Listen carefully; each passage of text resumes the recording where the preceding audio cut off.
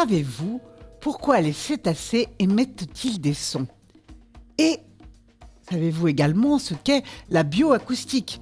Eh bien, c'est ce que nous allons découvrir aujourd'hui.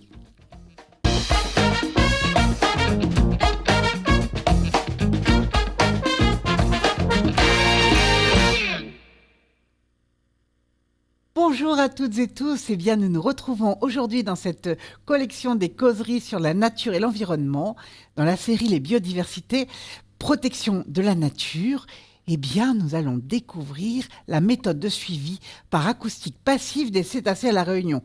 Un terme bien mystérieux pour nous, mais que va nous expliciter Emmanuel Leroy. Bonjour. Bonjour Joël.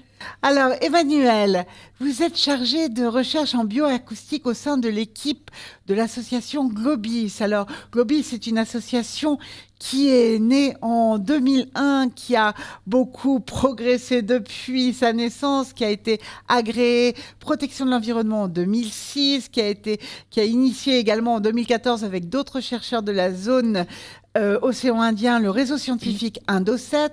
Globis, qui étend son action à l'océan Indien et s'ancre dans une dynamique de coopération régionale. Et Globis est également cette association qui est membre de l'UICN, c'est-à-dire l'Union internationale de conservation de la nature, et qui a d'ailleurs même porté en 2021, à l'occasion du Congrès mondial de la nature, une motion internationale de protection des cétacés.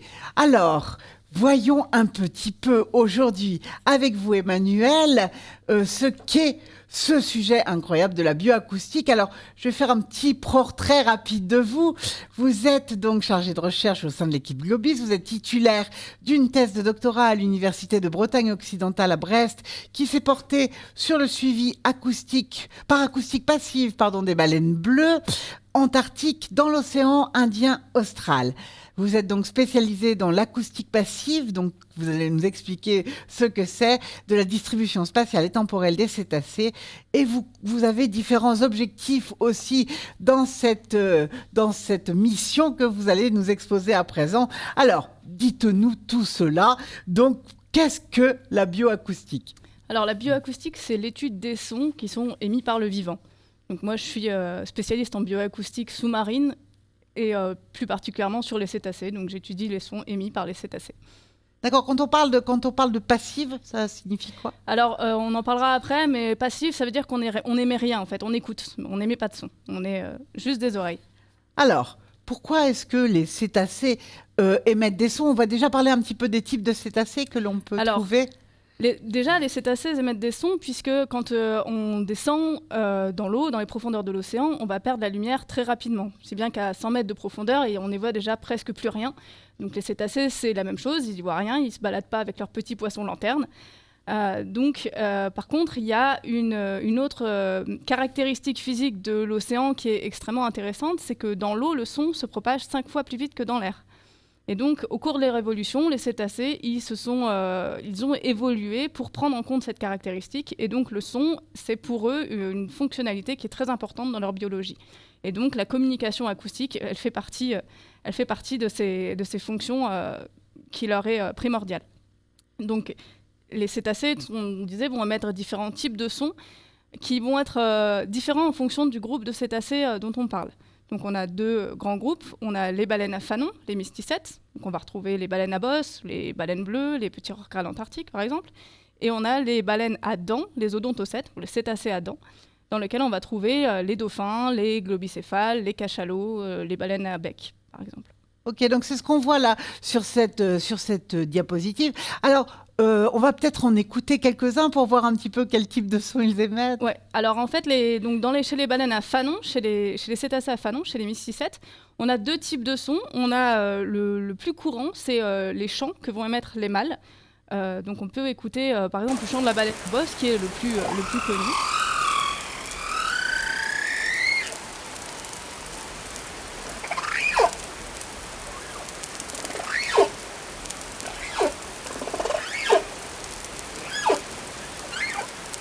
Donc les chants, ça va être ces successions de sons qui vont se succéder de manière plus ou moins complexe. Donc la baleine à bosse, elle a des chants très complexes. Les baleines bleues, par exemple, elles ont des chants qui sont beaucoup plus simples. C'est toujours le même signal qui va être répété encore et encore pendant des heures. Donc et pour quelle raison elles chantent? Alors, ce sont les mâles qui émettent ces chants, et puisque c'est seulement un sexe qui émet le chant, donc c'est forcément un but de reproduction derrière. Et donc, les mâles émettent les chants pour se signaler aux femelles. C'est moi le plus beau, c'est moi le plus fort, c'est moi qui chante le mieux. Et ils émettent aussi ces chants probablement pour se signaler aux autres mâles en disant c'est moi le plus beau, c'est moi le plus fort. Les femelles qui sont là sont à moi et casse-toi de là. Passez votre chemin. Voilà, compétition sexuelle et sélection sexuelle aussi. Très bien. Alors, on va entendre d'autres sons, je vous propose. Alors voilà, chez les mysticètes, donc il y a aussi d'autres types de sons que vont émettre cette fois-ci les mâles et les femelles. Donc c'est des vocalisations, des cris, des calls en anglais. C'est quelque chose de beaucoup plus court, beaucoup moins stéréotypé, beaucoup moins complexe. Donc là, j'ai pas d'exemple à faire écouter, mais c'est des vocalisations qui vont être utilisées lors des contacts sociaux, comme par exemple entre une mère et son baleineau.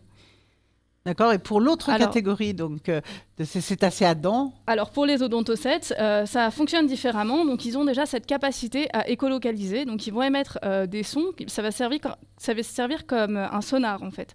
Donc ils vont émettre des clics qu'on peut écouter.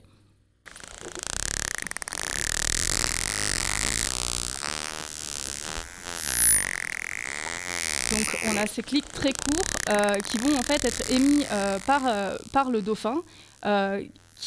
Donc ces clics vont aller rebondir sur un obstacle et être envoyés au cerveau du dauphin, ce qui va lui permettre d'imager en fait son environnement grâce à l'acoustique. Donc ça fonctionne vraiment comme un sonar. Et donc ces clics d'écolocalisation, ça va leur servir à se repérer dans l'espace, donc à naviguer et à également trouver des proies, donc à chasser. Voilà, ouais, mais surtout que vous avez rappelé que bien, les fonds sous-marins sont souvent assez sombres. C'est ça, donc c'est pour ça qu'ils ont vraiment besoin du son et de cette faculté à écolocaliser pour se repérer. Et ils émettent également donc, des sons sociaux.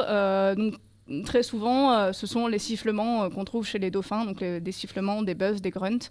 Donc on peut en écouter un exemple. Ce sont les dauphins long-bec, donc qui ont un répertoire assez varié.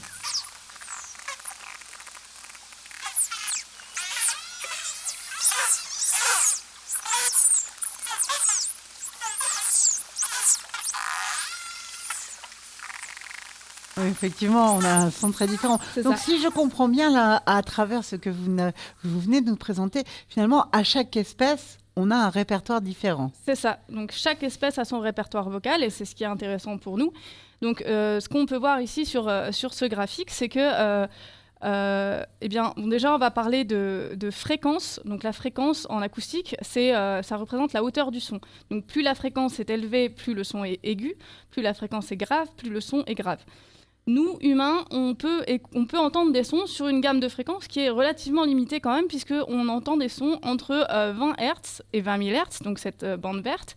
Et par contre, les cétacés, eux, ils vont émettre des sons sur une bande qui est bien plus large. Et plus l'espèce est grosse, plus elle va émettre des sons qui sont graves, donc basse fréquence. Plus l'espèce est petite, plus elle va émettre des sons qui sont aigus, donc haute fréquence.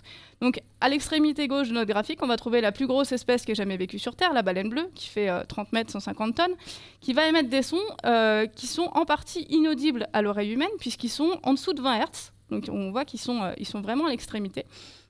Donc ils sont tellement graves qu'on ne peut pas les écouter, nous on n'est pas capable de les entendre.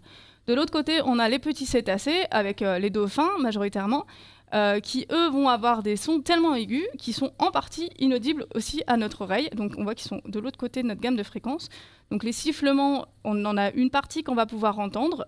Une autre partie, ça s'étend encore au-dessus de 24 kHz, qui sont trop aigus pour nous. Et les clics d'écolocalisation, en fait, tout à l'heure, on a pu en écouter, mais en fait, on n'a entendu que la partie qui est audible à l'oreille humaine. Et en fait, ils vont dans des fréquences qui sont bien au-delà de ce qu'on peut entendre. Donc, on voit qu'on s'étend vraiment sur des gammes de fréquences qui sont très larges. Et chaque espèce va avoir son propre répertoire vocal. Voilà, et le rôle du chercheur, ça va être d'enregistrer sans forcément les percevoir avec sa propre oreille. C'est ça.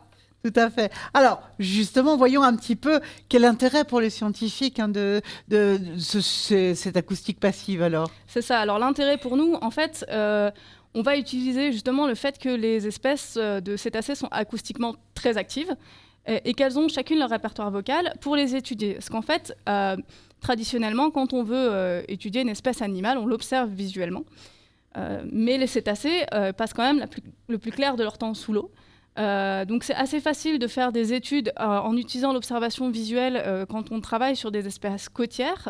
Par exemple, à La Réunion, on a le grand dauphin d'Indo-Pacifique qui reste très proche des côtes, ou les dauphins long-bec qui sont résidents, qu'on peut assez facilement observer par des méthodes de photo-identification, d'observation visuelle, en faisant des sorties en mer où on reste dans la bande côtière, donc jusqu'à 6000 nautiques au large des côtes.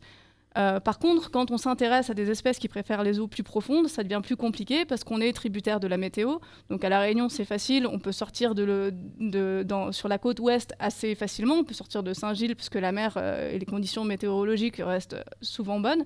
Quand on veut étudier les espèces qui sont plutôt au large, ou plutôt vers Saint-Pierre ou sur la côte est, là, ça devient beaucoup plus compliqué parce qu'on est limité par la météo. Et puis, toutes les espèces ne sont pas faciles à observer, parce qu'on est habitué aux baleines à bosse qui sautent dans tous les sens et qu'on va voir assez facilement. Si on s'intéresse à une espèce qu'on va trouver au large, d'autres espèces de cétacés qui sont un peu plus timides, si on s'intéresse à des grandes baleines, comme la baleine bleue par exemple, qui va avoir un comportement très furtif, et qu'on va trouver très très au large, là ça devient beaucoup plus compliqué puisqu'il faut avoir des moyens à la mer, ça demande des moyens logistiques, humains, financiers qui sont énormes, et souvent pour assez peu d'efficacité puisque on va chercher des individus qui passent le plus clair de leur temps sous l'eau, dont il reste assez peu d'effectifs puisque les grandes baleines ont été intensément chassées pendant le XXe siècle, pendant la chasse baleinière, donc il reste des effectifs très restreints et qui sont distribués sur des habitats extrêmement grands, donc c'est un peu chercher une aiguille dans une botte de foin.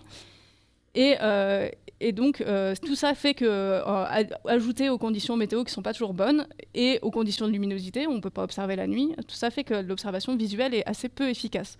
Donc, on va utiliser les méthodes d'acoustique passive, qui consistent à enregistrer l'environnement sonore sous-marin pendant plusieurs mois, plusieurs années, sur un site ou plusieurs sites, et à chercher dans les enregistrements acoustiques la présence des vocalisations de différentes espèces. On va voir un petit peu là sur le visuel, eh bien, comment on fait justement un suivi acoustique, comment est-ce qu'on procède ?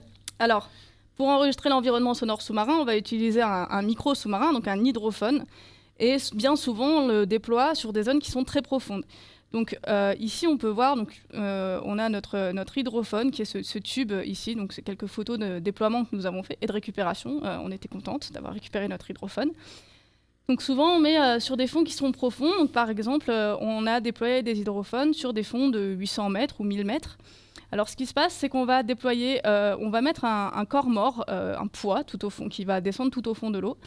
Accroché à ce poids, on a ce petit instrument qu'on appelle un largueur acoustique, dont je reviendrai dessus après. On met une ligne de mouillage dont on adapte la longueur à la profondeur du fond sur lequel on déploie notre instrument. On a notre hydrophone qu'on va mettre ici. J'ai perdu mon pointeur. On a notre hydrophone qu'on va mettre ici. Donc pour qu'il soit à peu près à 300-400 mètres de profondeur. Et au-dessus, on va mettre des bouées, mais qui restent juste au-dessus de l'hydrophone et qui restent dans la colonne d'eau. Donc ces bouées vont maintenir le mouillage à la verticale dans la colonne d'eau. Et quand on veut venir récupérer notre hydrophone et nos données, parce que cet hydrophone, il va stocker les données en interne, il a de la batterie, donc il est autonome. Quand on veut récupérer nos données, en fait, on va envoyer un ordre à notre appareil là qui s'appelle un largueur acoustique, donc on le voit sur les photos ici. On lui envoie un signal acoustique, en fait, c'est un ordre de largage, et il va se décrocher du lest. Donc le lest va rester au fond de l'eau, et tout le reste va remonter grâce aux bouées, et on n'a plus qu'à récupérer ça en surface. Et puis télécharger les données, et puis analyser tout ça. D'accord. Alors ça, on voit que c'est tout à fait intéressant hein, pour ce suivi acoustique. On pourrait peut-être regarder un petit peu une carte pour voir un petit peu ce qu'on a un petit peu dans la zone, peut-être. Ouais. Alors à La Réunion, on a avec Globis, donc on a déployé plusieurs hydrophones. Donc on en a déployé un au niveau de Saint-Pierre, au large de Saint-Pierre, à 3000 nautiques des côtes. Donc il a enregistré pendant 18 mois. On a fait 4 déploiements, donc au total, on a 18 mois d'enregistrement. On en a déployé un au large du port. Donc celui-là, on va bientôt aller le récupérer. On en a un à Saint-Gilles pendant la saison baleine à bosse. Donc il reste pendant 2-3 mois pour enregistrer les chants de baleines à bosse. Et on en a un qui est déployé au niveau du mont sous-marin La Pérouse, qui est un mont qui se trouve à 90 000 nautiques, donc à peu près à 180 km au nord-ouest donc, de La Réunion. Et donc ce mont, il culmine à peu près à 60 mètres de profondeur. Et le fait qu'il ait ces profondeurs un peu faibles, c'est intéressant pour les baleines. On a déjà vu qu'il y avait beaucoup de baleines à bosse qui restaient là-bas. On a observé aussi des dauphins long-bec. Donc on s'est dit c'est intéressant pour les cétacés, puisque c'est intéressant pour les poissons. Les pêcheurs vont là-bas. Donc il y a probablement un attrait pour les cétacés. Donc on est allé déployer un hydrophone pour voir ce qu'on pouvait y enregistrer.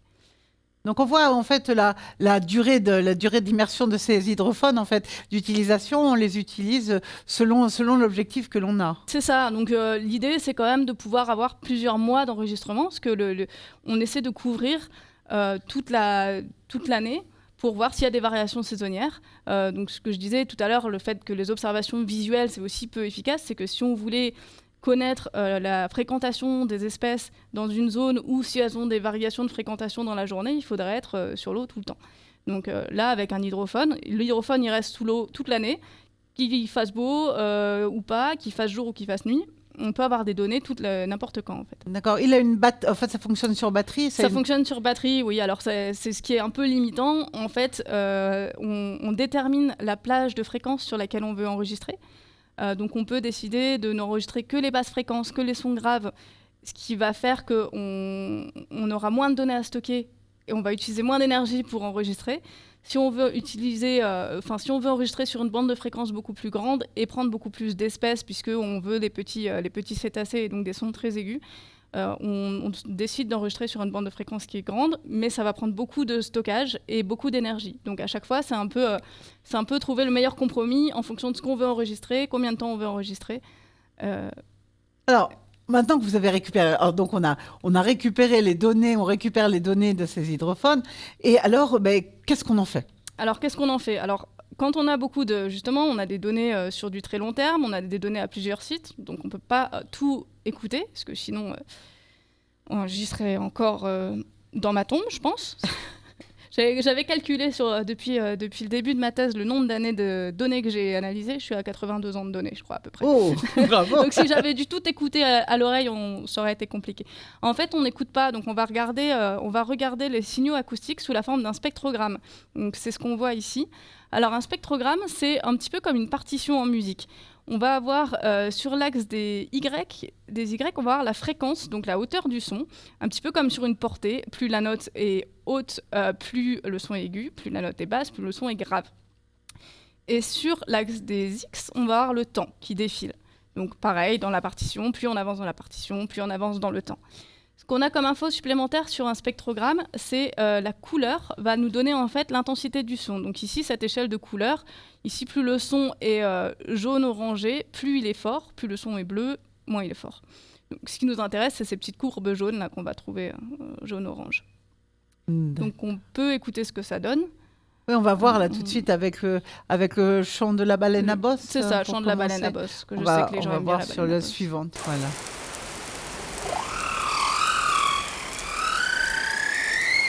Donc on voit bien que quand notre courbe jaune augmente, c'est plus aigu. Quand elle descend, c'est plus grave.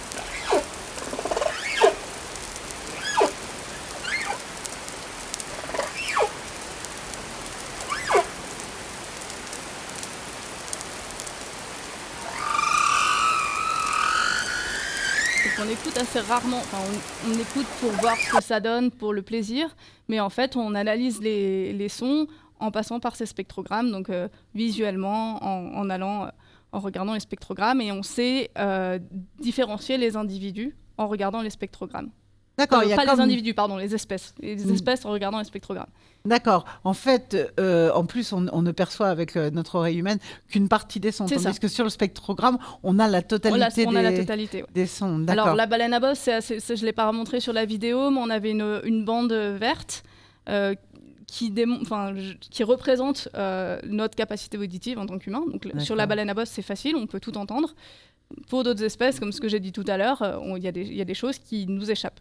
C'est ce qu'on verra tout à l'heure avec le dauphin d'Electre. Justement, parlons un petit peu des dauphins d'Electre à Saint-Pierre. Alors, des petits exemples de choses qu'on a découvertes à La Réunion, justement en utilisant les suivis par acoustique passive. Donc ça, la méthode de suivi par acoustique passive, c'est vraiment juste de mettre un hydrophone, d'écouter ce qui se passe et d'analyser les données.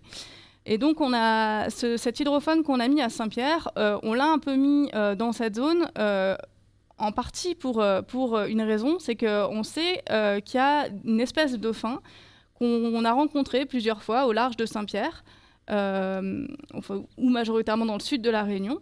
C'est une espèce de dauphin qui préfère les eaux du large, les eaux plus profondes. Donc on les a observés de temps en temps. Donc ce sont les dauphins d'électre qui sont assez particuliers puisqu'ils n'ont pas le rostre. Donc ils ont la tête assez ronde. En anglais, on les appelle melon-headed whales puisqu'ils ont une tête de melon. Et donc ils ont été observés majoritairement donc, dans cette zone-là. Donc on a regardé les données d'observation visuelle qu'on avait et on voit que cette zone est la zone la plus dense et c'est là qu'on y a mis notre hydrophone. Donc l'idée c'était de connaître un peu mieux cette espèce puisque, que je disais tout à l'heure, c'est une espèce qui préfère le large. Dans le sud, c'est pas toujours évident de sortir. Donc on voulait savoir, on n'avait aucune connaissance en fait. On savait pas si si cette espèce est résidente ou si elle est là qu'une partie de l'année ou pas. Donc on a mis l'hydrophone en partie pour les étudier. Alors, un petit aperçu des sifflements des dauphins d'électre. Voilà, et on voit là notamment la bande verte que vous indiquiez tout à l'heure, c'est-à-dire voilà, sur la partie gauche. Là. C'est ça. Donc en fait, nous, on va entendre que jusque 20 kHz et on va voir sur la vidéo, mais en gros, toute cette partie-là, on va pas entendre tout ce qui est au-dessus.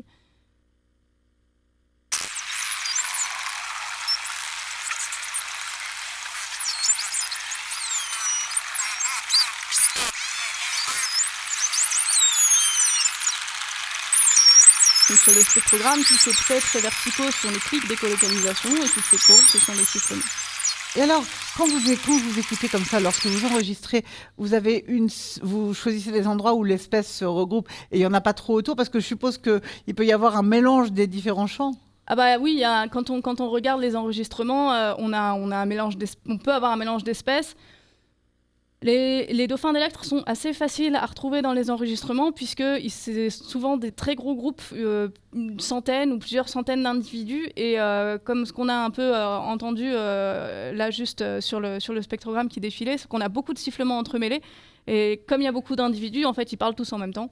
Et on les repère assez facilement dans les spectrogrammes puisque c'est le bazar, en fait. On va le voir là dans la vidéo, d'ailleurs. On va voir un petit peu cette vidéo. Qui a été prise du bateau, juste la GoPro au bateau.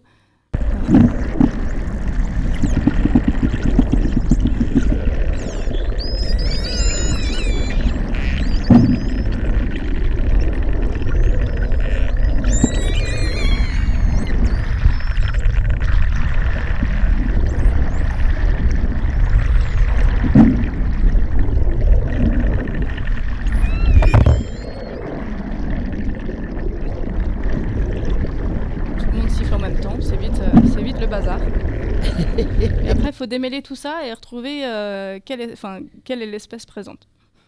Bien. Alors, on va voir, c'est une partie de votre travail, justement, d'un petit peu étudier tout ça et de nous montrer avec des diagrammes comment ça se passe. C'est ça.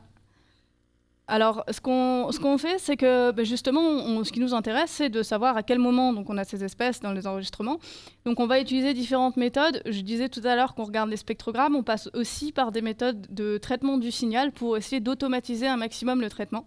On essaie de développer des méthodes de reconnaissance aussi pour pouvoir classifier les signaux et identifier les espèces par rapport à leur vocalisation. Donc c'était une partie aussi de mon travail chez Globis, c'est de faire un espèce de classificateur pour les sifflements de dauphin, donc une espèce de Shazam du dauphin. Donc c'est ce qu'on a utilisé, donc une première version de ce classificateur qu'on a utilisé sur les données de Saint-Pierre, qui nous a permis donc de détecter et de classifier les sifflements des dauphins d'électre. Et ce qui nous a permis, donc ici, ce qu'on a représenté, c'est dans chaque jour, le nombre d'heures dans la journée dans lesquelles on a des sifflements de dauphins d'électre. Donc on a nos 4 déploiements. Donc les zones assurées sont les zones où il n'y a pas de données. Donc on a 1, 2, 3. Et puis là, il y a 2 déploiements qui sont à la suite. Et ce qu'on voit, c'est qu'en fait, toute l'année, sur tous les jours, quasiment, on a détecté des sifflements de dauphins d'électre, ce qui nous permet de dire que les dauphins d'électre sont présents toute l'année à La Réunion et qu'il n'y a pas de variation saisonnière. Donc c'est déjà une première information qu'on n'avait pas avant. On avait, avec les observations visuelles, comme elles étaient un peu... une fois de temps en temps, on ne pouvait pas vraiment tirer de conclusion. Donc là, on sait qu'avec un enregistrement de 18 mois, on a les dauphins d'électre toute l'année. Et on a regardé également, dans ces enregistrements, s'il y avait une différence en fonction des heures de la journée. Donc c'est un petit peu ce que j'ai représenté ici. Donc en gros, j'ai mon horloge de 0 à 24 heures, avec la nuit en noir et le jour en jaune, et mes périodes d'aube et de crépuscule en orange et en bleu. Et ce qu'on a pu observer, c'est que en fait, la majorité des sifflements ont été détectés entre 6 heures du matin et 15 heures.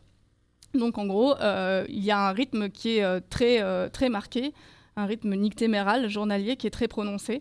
Alors, on ne connaît pas encore la raison. Est-ce que en dehors de cette période-là, ils ne sont pas dans la zone et donc il faut qu'on fasse davantage d'études pour savoir ce qu'ils font à cette période-là, ou peut-être qu'ils ont simplement changé d'activité vocale et de comportement. Ils sont peut-être juste dans la zone, mais ils ne sifflent pas. D'accord. Ok, donc il y a encore des mystères. Voilà, tout à fait. Alors on va voir un petit peu, vous avez procédé pour l'ensemble un petit peu des cétacés de la zone. On va voir là pour le grand cachalot par exemple. C'est ça, donc ces mêmes données nous ont permis d'observer qu'il y avait de nombreuses espèces en fait au large de la Réunion. Donc on a trouvé également des clics de cachalots. Alors les cachalots, ça fait partie des odontocètes, donc des cétacés à dents. Et eux, ils cliquent pour écolocaliser, mais ils cliquent également pour communiquer entre eux. Donc on va écouter ce que ça donne. Écoutez, on voit on peut entendre la totalité de leurs clics là. Oui.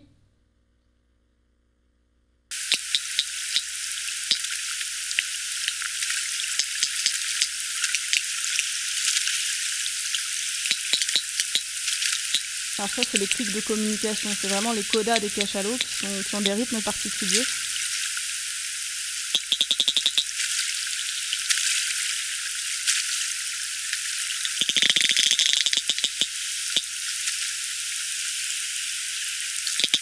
Alors effectivement, et puis avec ces éléments, on peut se livrer au même type de représentation graphique. On va le voir à présent. C'est ça. Alors, de la même manière, on est allé détecter les clics de cachalot et j'ai représenté le nombre d'heures de présence de ces clics par jour.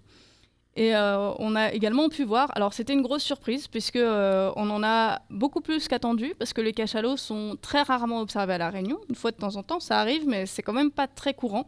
Et ce qu'on peut voir ici, c'est qu'en effet, on en a un petit peu toute l'année. Avec peut-être un pic en novembre-décembre, mais c'est peut-être un peu biaisé par le fait qu'on a probablement un individu qui est resté dans la zone à peu près 24 heures sur une journée. Mais en gros, là, on les a toute l'année. Et en fait, ce qui nous a surpris, c'est que ils sont observés visuellement. Ils ont été très peu observés. Donc en fait, on a regardé dans les données, dans les archives de Globis, dans les données historiques. Et entre 2001 et 2023, il y a eu 15 observations de cachalots pour un total de 37 individus. Et sur la période d'enregistrement, donc sur nos 18 mois de données acoustiques, il y a 2 observations visuelles. Alors que par acoustique, on a trouvé 93 jours de présence de clics de cachalots. Donc ils ont été là sur 93 jours pendant les 18 mois et on les a vus que 2 fois. Donc ça illustre très bien que l'acoustique, ça nous permet d'obtenir des informations sur les espèces qu'on ne voit pas sinon. Ah oui, tout à fait. Là, du coup, on a un très très bon exemple. Hein. On va poursuivre ces études. C'est ça. Donc on a également trouvé, alors sans surprise, des chants de baleines à bosse dans les données enregistrées à Saint-Pierre, donc pendant l'hiver austral, de juillet à octobre. Donc là, il n'y avait pas de surprise. Maintenant, si je vous demande quelles sont les autres espèces de baleines qu'on va trouver à La Réunion de manière régulière. Oui, ça c'est très... Là, on ne le sait pas parce qu'on en observe quasiment que des baleines à bosse. Oui. C'est ça. Eh bien, en fait, on a également trouvé donc, des chants du petit rorqual antarctique, donc, qui est une petite baleine qui fait une dizaine de mètres, qu'on observe également de temps en temps, mais assez rarement, et qu'on a trouvé donc, dans les données de manière très saisonnière également, pendant à peu près de septembre à novembre. En fait, pendant l'hiver, elles sont un peu là pendant la saison baleine à bosse, mais majoritairement en fait d'octobre à novembre, et on les a aussi trouvées en assez grand nombre, enfin un grand nombre de champs sur le mont La-Pérouse, sur les données du mont La-Pérouse. Donc un petit aperçu de ce que vont nous faire ces petits rorquals antarctiques. Donc là, on peut également entendre ces chants, puisque c'est dans les gammes de fréquences qu'on va entendre.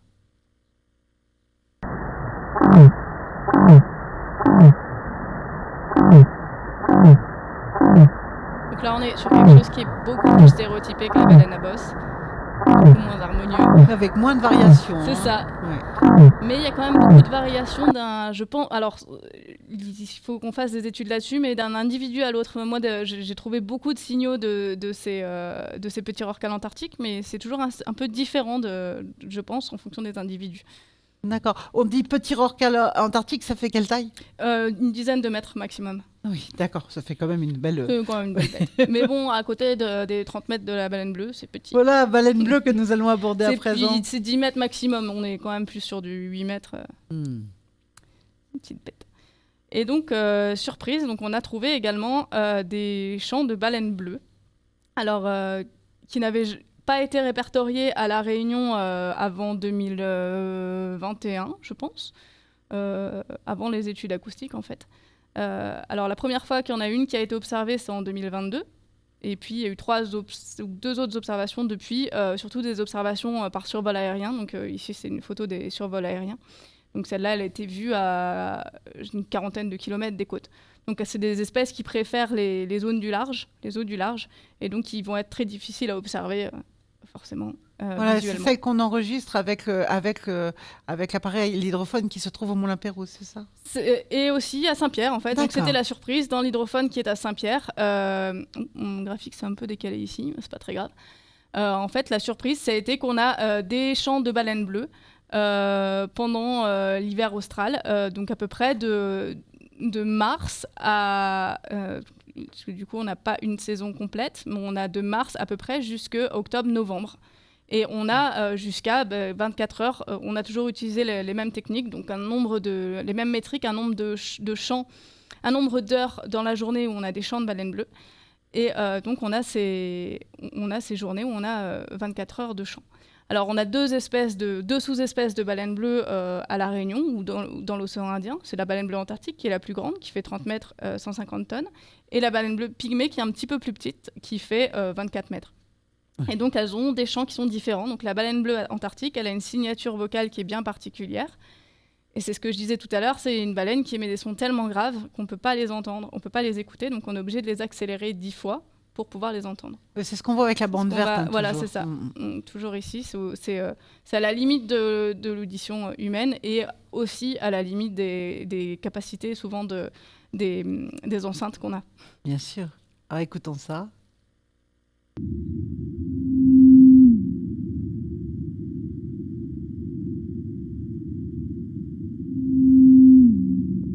Alors c'est extrêmement répétitif, c'est toujours le même signal qui va être émis à intervalles très réguliers, donc là c'est 1 toutes les 60 secondes.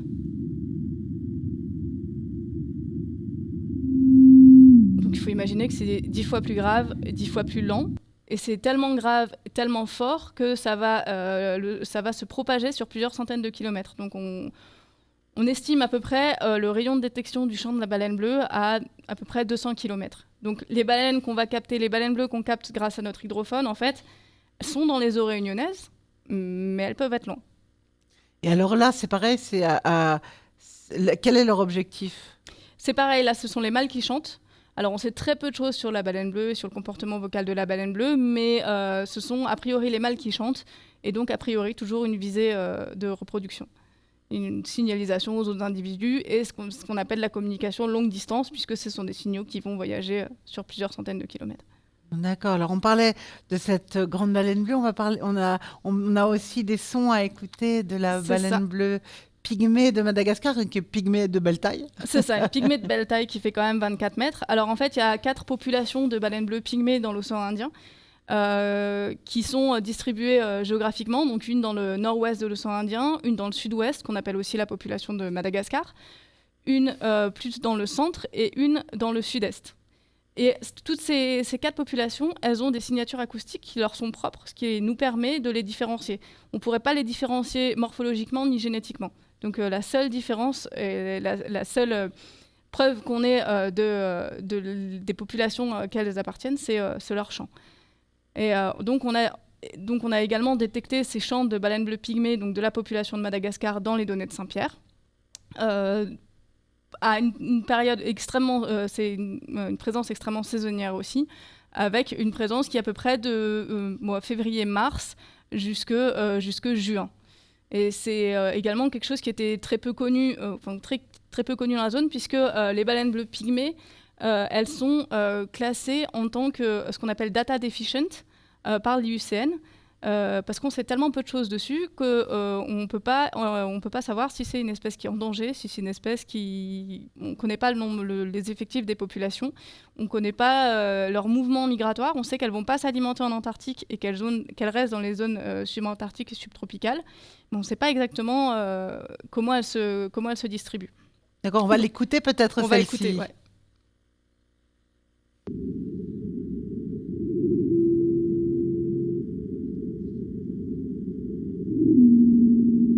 Donc, encore une fois, ça a accéléré 10 fois parce que c'est toujours trop grave pour nous.